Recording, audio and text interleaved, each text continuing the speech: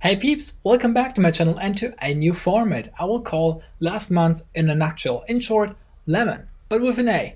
And what is it that you can expect from this format? It's basically one video a month recapping the whole previous months in numbers, facts, and regarding my self-employment. Because some of you know that I have quit my job officially by the 1st of April, and since then I am trying to establish myself as a financial independent self-employed software developer.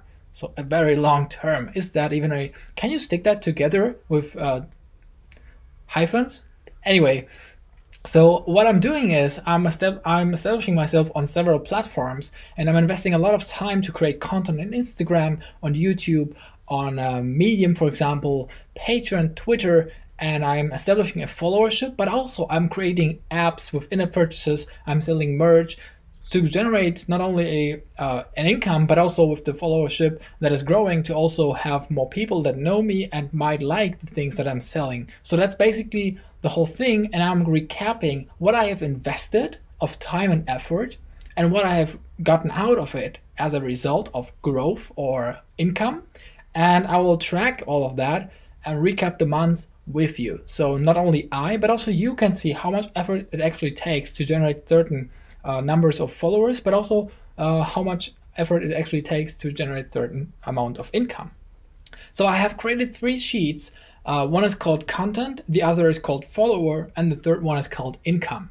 And so the first one is not that interesting because we don't have a comparison months like April, because I'm starting to track my numbers now, and I didn't do that before.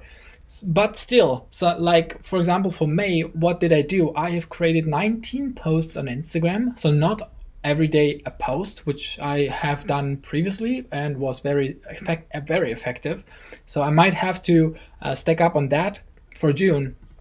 But we have 9, and the interesting part here is I have created 19 posts on Instagram, right? And 9 videos on YouTube. For YouTube, I know how much I have grown for May. If we go to follower, we can see how much follower and subscribers I have for May. For Instagram, I have 24,000 followers. For YouTube, I have 1,220 subscribers, and I've grown 186 during May. And so you can see the correlation. I've created 9 videos for May. I've grown to almost 200 subscribers. That means if you maintain at least 9 videos per month, almost 2 videos a week, you can be certain that you at least grow 200 subscribers. It's like an equation. Put that amount of effort, you get that result. And that is the goal, the aim for this video, and also for this tracking, for you and me to see how much effort it takes to get how much result, right? However, there's a little, how do you call it? A little catch, because the result will, if you maintain a certain investment, it will not stay the same, it will actually grow. It has the potential to grow exponentially. For example, 9 videos a month will not always equal to 200 subscribers. Hopefully for June, for example, it will go to 300 subscribers, and then later on to 400, 500, and like maintaining a certain amount of effort, but growing more. Because you have more reach, more people know you, more people will likely repost you to reach even more people, right? So that kind of makes sense. Okay, going back to content, I've created 9 posts on Twitter and 16 posts on Patreon. We cannot quite compare 9 posts on Twitter with 9 posts on, or 9 videos on YouTube, because a post on Twitter will take 5 minutes and a video on YouTube takes 5 hours to create, edit, and upload. So the diagram right here will tell me where my focus was, or where the amount of content went to, but how much weight each content has, we will have to look at like ourselves and think ourselves of it. The good thing of that is that I can see where my focus was, how much I have grown, and where I might want to shift my focus to, right? For example, I can see now I have created 0 articles on Medium, but I don't want to neglect Medium actually, which is a blog platform to create or publish articles. And that is more or less like screaming at me, well, you haven't done anything for me in the whole May. And it kind of tells me, or gives me the feeling, well, I have to change that for June, which is a motivation for me to be even more productive, right? To put out even more content. So how much follower do I have? Again, I have 24,000 for Instagram, 1,220 subscribers on YouTube by the 1st of June, right? And 525 for Twitter, 490 for Medium, and 5 patrons on Patreon. Also, one patron is not as valuable as one Twitter follower. They are way more valuable because they are generating direct income. Like one patron at least will generate $3 a month for me of income, which is awesome. I'm super grateful for each patron who's able to actually support me doing my work for free for you, right? I'm creating tutorials, articles on Medium, and videos on YouTube for free. For you to like learn and get whatever you want to become as a Swift developer, and that is only possible because I'm having these possibilities to support me. Anyway, off tracking. I'm off tracking. So those are the numbers for May. For the 1st of June, that is the number. So 1st of July will actually tell me.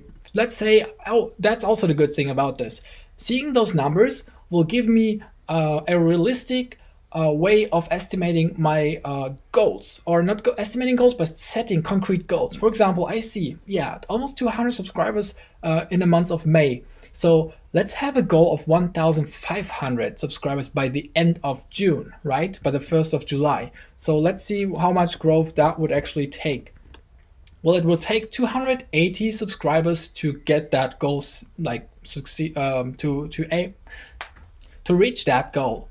So, and if I put those numbers in here, let's say I have reached 26,000 on Instagram, maybe even 600 on Twitter, and I will see a line in a diagram that will hopefully grow forever. And if I see a drop, I can immediately see what the reason for that drop is, right? Because I can see how much content I've created and what it resulted in. So that is the interesting part for that. And then finally, the income question. So for YouTube, I'm not generating any income yet because I have to reach 2 requirements for YouTube. One is having 1,000 subscribers. I do have that, but also I have to have 4,000 hours of watch time, which I don't have at the moment. I think I have 2,070 hours of watch time by now. Once I reach 4,000, I'm able to play ads in front of my videos, also generate by that income over YouTube, and then also increase my overall income per month, right? But as of for now, I'm generating $11 per month by Patreon, 45 I've made through Spreadshirt selling merch, and in-app purchase I've made about $7 and 0 freelancing because I'm not really doing freelancing at all, but I have this option open in case it happens and it appeals to me, so I put that in.